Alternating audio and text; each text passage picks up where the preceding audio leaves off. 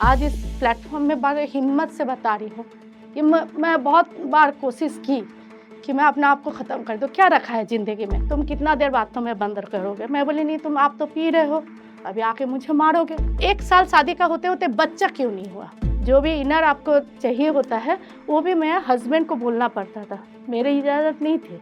तो मैं एक घर में बंद थी। जिस एज में अभी लड़की लोग शादी करते हैं, मैं उस एज में विधवा बनी। मैं अपना बेटा को बोली कि चल हम दोनों लड़ते हैं, देखते हैं ना जीतते हैं कि हारते हैं।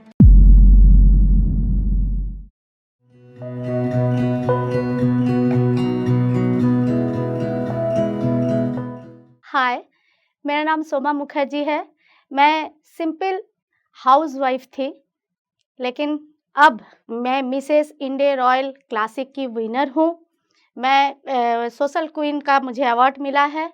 साथ ही में 2023 फेस ऑफ द ईयर मैं सिलेक्ट हुई हूँ। मेरा मिडिल क्लास छोटा सा फैमिली था, 2 बहन, मम्मी पापा। मेरा पापा रेलवे में जॉब करते थे। मैं बिलासपुर में ही पली बड़ी हूँ। मेरा एजुकेशन, मेरा बचपन सब बिलासपुर में बीती है। मैं एक सपनों की दुनिया में जीती थी। अमीर तो नहीं थी, मिडिल क्लास फैमिली थी, लेकिन जो खुशी लाइफ में था ना, वो पूरा लाइफ मेरा भरपूर था। अचानक मेरे पापा, जब मैं कॉलेज का सेकंड ईयर में जस्ट रखी पैर, मतलब मेरा 20 साल भी ठीक से कंप्लीट भी नहीं हुआ था, तो मेरा शादी एक लड़के से तय हो गया। वो लड़का भी गवर्नमेंट जॉब करता था। जो मेरा हस्बैंड बने वो भी रेलवे में जॉब करता था। तो मैं उस समय सिर्फ एक ही बार पापा को पूछी, क्या इतना जल्दी शादी क्यों करा रहे हो मेरी? तो पापा बोले, नहीं शादी करा देंगे, उसके बाद तू पढ़ना कंप्लीट करना। वो लड़के वाले लोग बोल रहे हैं जल्दी करा देने के लिए, अच्छा लड़का है। तो मुझे बोला गया। मुझे क्या महसूस हुआ कि अच्छे-अच्छे कपड़े मिल रहे हैं, गहने मिल रहे हैं, गिफ्ट मिल रहे हैं, तो मुझे अच्छा लग रहा था। चलो ठीक है, बस रिलेटिव्स आ रहे हैं, तो मैं भी एन्जॉय कर रही थी। मैं यहाँ तक इतना मेरा बचपना था कि मैं जब लड़की विदा होते हैं, तो उस समय सब लड़कियाँ रोते हैं। मैं नहीं रोई, क्योंकि मुझे मेकअप मैन जो मुझे सजाया था, मेकअप मैन वो बोले ज़्यादा रोना-धोना मत करना, आपका काजल खराब हो जाएगा, आपका मेकअप खराब हो जाएगा। बट मैं रोई, कब रोई पता है? जब मैं ससुराल गई। जो मैं सपनों की दुनिया में जीती थी ना, वो अचानक से रियलिटी में ज़ोर से गिरी। बहुत ज़ोर से लगा मुझे। मतलब ज़िंदगी में ऐसा मेरा दिन नहीं गया शादी के बाद कि मैं एक दिन भी बिना आँसू निकाले मेरा दिन गुज़ारा गया। मतलब मैं एक मॉडर्न खुल के जीने वाली लड़की थी। वहाँ से मैं, जो मेरा डानकुनी ससुराल है, कोलकाता की एक जगह है, वेस्ट बंगाल की एक जगह है, थोड़ा गाँव टाइप का एटमॉस्फियर था। मुखर्जी ख़ानदान की बहू बनी, तो इतना बड़ा घूँघट, और मुझे साड़ी पहनना ठीक से नहीं आता था। मैं घूँघट को ठीक करती थी, साड़ी यहाँ से खुल जाता था। मतलब अजीब मेरे को सब चीज़ करना पड़ा। मुझे खाना बनाना नहीं आता था, तो उसके लिए भी काफ़ी ताना सुनना पड़ा मुझे। मतलब होता है ना, मम्मी-पापा तक वो ताना पहुँच जाता था, मतलब बेटी को क्या तुम सिखाए हो? सिर्फ़ डांस करना, गाना, पढ़ना, लिखना यही सब। तो इस टाइप का मुझे सुनना पड़ा। और एक बात है, मेरा हस्बैंड जो है, मेरे से काफ़ी एज में बड़े भी थे। मैं जब होता है ना नया शादी के बाद पति के साथ घूमने जाना, तो मैं गई रूम में, तो जब देखी मेरा हस्बैंड ड्रिंक, उनका ड्रिंक का डेली, एक अल्कोहलिक बोल सकते थे, डेली उनको चाहिए था।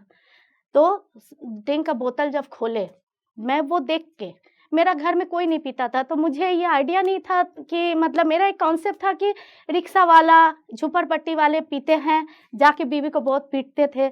इस टाइप का मेरा एक कॉन्सेप्ट था उस समय। बचपन थी, बच्चा था, तो उतना मैच्योरिटी भी नहीं था, तो मेरा ये सब दिमाग में था। मैं क्या की, खुद को बाथरूम में लॉक कर दी, खुद को निकल ही नहीं रही थी। 1-2 घंटा पूरा बाथरूम में। तब मेरा हस्बैंड आके बोले कि तुम कितना देर बाथरूम में बंद करोगे? मैं बोली, नहीं, तुम आप तो पी रहे हो, अभी आके मुझे मारोगे। तो बोले, नहीं, नहीं, ऐसा ज़रूरी नहीं है कि हर पीने वाला आदमी मारता है। मैं क्यों मारूँगा? मैं वैसा थोड़ी ना हूँ, तुम बाहर आ जाओ। तो मैं आई, थोड़ा-सा मैं नॉर्मल हुई। लेकिन एक चीज़ आप ये समझ लो, फिज़िकल टॉर्चर दिखता है, लेकिन मेंटल जो डिस्टर्बेंस होता है ना, वो दिखाई नहीं देता है, लेकिन वो चोट बहुत ज़ोर से लगता है। ये मैं भुगत चुकी हूँ। एक अकेलापन क्या होता है, उस कम उम्र के एज में मैं फ़ील की हूँ क्योंकि मेरा आधा ज़िंदगी इंतज़ार में कटा।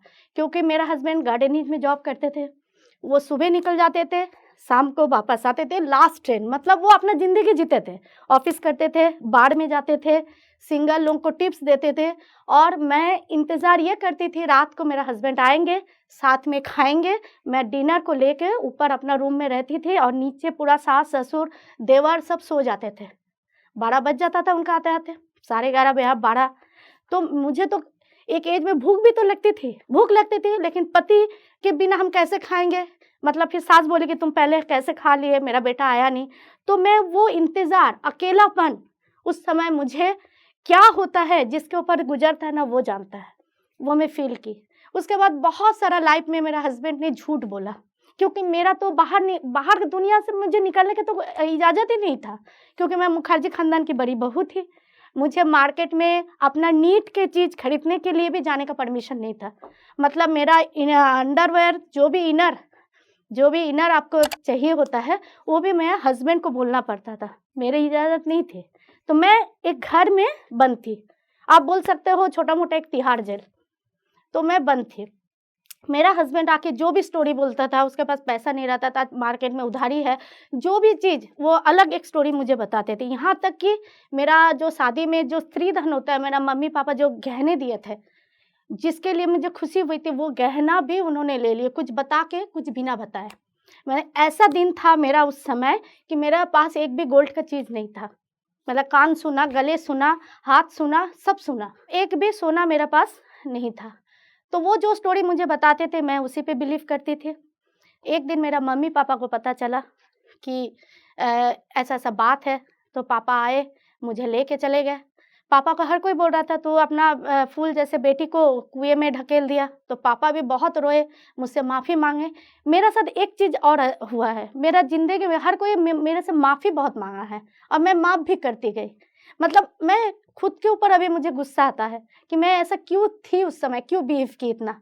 मैं क्या मतलब खुद को क्या ज़ाहिर करना चाहती थी कि मैं बहुत महान हूँ, पता नहीं। मैं फिर चली गई मायके, पापा आके लेके गए, बोले कि म्यूचुअल डिवोर्स करा देंगे, ये लड़का सही नहीं है, हमारा गलती हो गया, ठीक है तेरे को हम फिर दूसरा शादी दे देंगे। तो मेरा एक अंकल बोले तू अब रह के मन खराब क्यों करना है, तू जॉब मार्केटिंग लाइन में चले जा। तो मैं कलकत्ता में डलहौज़ी में करने लगी, मार्केटिंग के ऊपर जॉब करने लगी। कुछ दिन जॉब की, मेरा हस्बैंड आए, वो मुझे डिवोर्स देना नहीं चाहते थे, आए, आके मेरे से माफ़ी माँगे, बोले एक मौका और दे दो। पूरा इमोशनल बात मुझसे की कि हम सुधर जाएँगे और बार-बार में नहीं जाएँगे, लाइफ़ को सुधारेंगे। तो मैं भी बोली हाँ बोल दी, चलो ठीक है, हम भी पिघल गए। तो गलती यहीं पे होता है, तो मैं भी पिघल गई। मेरे मम्मी-पापा उस समय लेकिन बहुत मतलब गुस्सा किए मेरे ऊपर कि तू कैसे पिघल गई। लेकिन मैं उस समय चलो क्या सोची थी मुझे आई डोंट नो, अभी तो मुझे समझ में नहीं आता, लेकिन आज का डेट होता तो मैं नहीं करती, लेकिन उस समय में की। तो मैं फिर हम उसको माफ़ किए, मैं चलो ठीक है एक मौका देते हैं। और एक चीज़ हमारे मिडिल क्लास में मेरे साथ हुआ है और मेरे ख़्याल से बहुत सारे लड़कियों को होता है ये चीज़ कि 1 साल शादी का होते-होते बच्चा क्यों नहीं हुआ? मतलब आपको जितना प्रॉब्लम नहीं है, इससे अड़ोस-पड़ोस रिलेटिव्स को ज़्यादा प्रॉब्लम हो जाती है, इसको बच्चा क्यों नहीं हो रहा है? तो मेरे को भी ये सुनना पड़ा और तब मेरे ऊपर बहुत सारा ट्रीटमेंट होने लगा। तब मेरा मम्मी बोली कि मेरा बेटी के ऊपर क्यों इतना ट्रीटमेंट हो रहा है? तुम खुद क्यों नहीं कराते हो ट्रीटमेंट? तब मेरा हस्बैंड गए, तो प्रॉब्लम उसी में था। तो ये भी एक मेल ईगो में आता है। उनको आया और मेरा सास-ससुर को ये हज़म नहीं हो रहा था। दूसरे घर की लड़की को तो बहुत सारे डिफेक्ट हो सकता है, अब मेरा बेटे में डिफेक्ट, बाप रे! मतलब ये हज़म नहीं कर पा रहे थे। ख़ैर जो भी हो मैं माँ बनी। जितना भी मेरे रिलेटिव्स हैं बोले कि तेरा अकेलापन दूर करने के लिए तेरे पास बेटा आ गया है, तो अब इसी को लेके बिज़ी रह। सब बोलता है ना बच्चे को खिलौना दे दो, एक गुड़िया दे दो, तो उसी में बिज़ी है। तो मेरे साथ ऐसे ट्रीट हो रहा था कि मुझे एक बेटा मिल गया, वो लाइव है, ये गुड़िया नहीं है, ये लाइव है, इस बेबी के से तू अपना दिल बहला ले, तेरा टाइम पास हो जाएगा। तो मैं वही कर रही थी तब। बहुत बार मन में आया कि मैं खुद को ख़त्म कर दूँ, सच बता रही हूँ। आज इस प्लेटफ़ॉर्म में बड़े हिम्मत से बता रही हूँ कि मैं बहुत बार कोशिश की कि मैं अपने आप को ख़त्म कर दूँ, क्या रखा है ज़िंदगी में? बच्चे के लिए मैं मतलब उसका रोना देख के ना फिर मैं वो डिसीज़न कैंसल कर दी। अचानक मेरे लाइफ़ में और एक ट्रेजेडी बाकी था। मेरा हस्बैंड का 2012 को मेरा हस्बैंड का डेथ हो गया। अब मैं मतलब मेरा मैं दुनिया से मैं ना बेखबर थी, मैं घर में थी, मेरा दुनिया घर था, मेरा बेटा था और मेरा संसार था।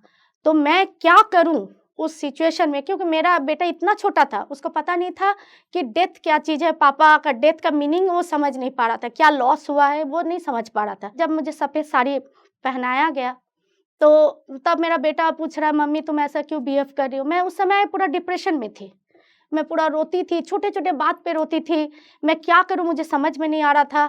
मतलब मरना तो नहीं है, ये इतना मैच्योरिटी में जो आ गया था मुझे फाइट करना है। तो मेरा सब रिलेटिव बोले कि तू इतना यंग एज में विधवा बनी है, मतलब जिस एज में अभी लड़की लोग शादी करते हैं, मैं उस एज में विधवा बनी। तो सब बोले कि बच्चे छोटे हैं, तू सेकंड मैरिज कर ले। लेकिन मैं वो चीज़ मुझे पसंद नहीं आया, क्योंकि एक से मुझे इतना कुछ मिला लाइफ में, तो मुझे और वो एक अलग से एक लाइफ पार्टनर लाइफ में लाना, ये सब मुझे मतलब वो ठीक नहीं लगा। मुझे 2 फिगर रोल करना है, एक फादर फिगर, एक मदर फिगर। मैं अपना बेटा को बोली कि चल हम दोनों लड़ते हैं, देखते हैं ना जीतते हैं कि हारते हैं।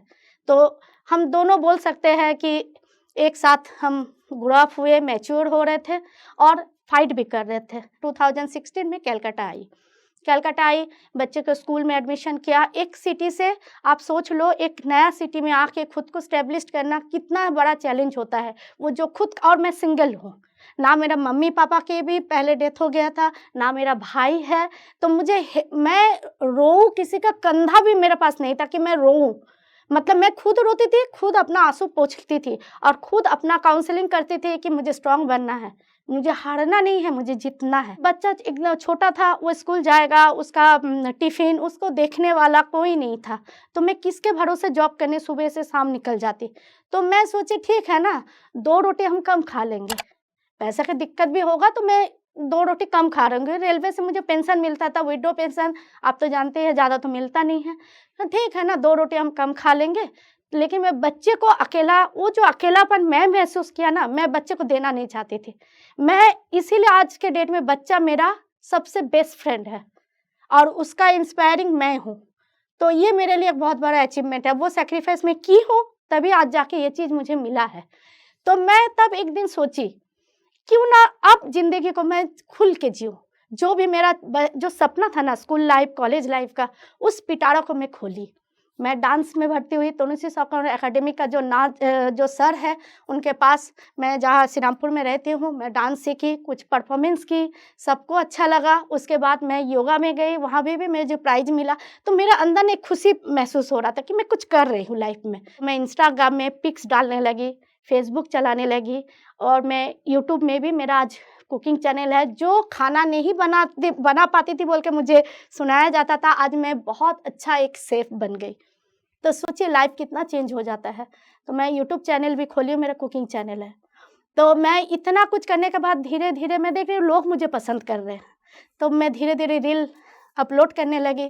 तो मैं देख रही हूँ मेरा काफ़ी फॉलोअर्स भी बढ़ रहा है, लोग भी मुझे एप्रिशिएट कर रहा है। तो मेरे में एक कॉन्फिडेंट आया। ऐसा करते-करते मैं एक पेज है मिसेस इंडिया रॉयल का, वहाँ से मुझे बोला कि आप चाहो तो आप में वो काबिलियत है, वो शायद मेरा प्रोफ़ाइल को देखे होंगे। तो मुझे बोला कि आप कर लो रजिस्ट्री। तो मैं भी बोली ठीक है, मैं रजिस्टर कर ली हूँ। उन लोग क्वेश्चन आंसर किए, मेरा इंटरव्यू लिए, उन लोग को बहुत अच्छा लगा, मैं सिलेक्शन हो गई फाइनलिस्ट में। अभी मैं ये पेजेंट जीतने के बाद मैं ये बोलना चाहती हूँ हर लेडीज़ को जो मेरे जैसे हाउसवाइफ़ है, मैं ये बोलना चाहती हूँ अगर मैं कर सकती हूँ, आप सब कर सकते हो।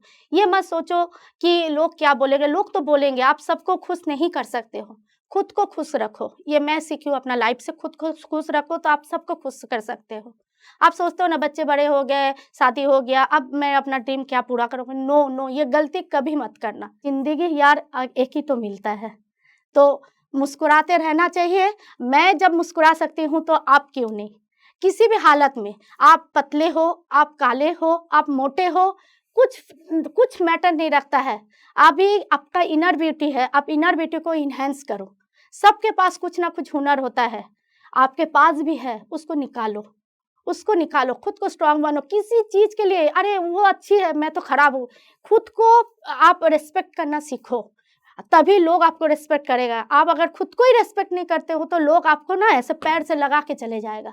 आखिरी में मैं यही बात बोलना चाहती हूँ, थक हार के बैठ मत बजाना है मुसाफिर, रख हौसला वो मंज़र भी आएगा, मंजिल भी मिलेगा और मज़ा भी आएगा।